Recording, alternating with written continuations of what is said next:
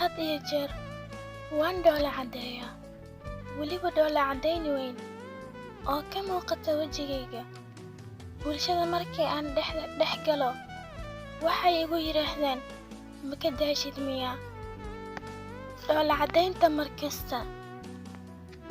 Haddaba bal qiimee, maxaa meeshaasi ku qarsoon? Aniga had iyo goor waxaan siiyaa hal jawaab, taasoo ah in aan joojiyey ka walwalkii waxyaalihii horay iiga lumay, iyo weliba dadkii aan mar waliba aniga ka daba carari jiray. Maxaa dhacay?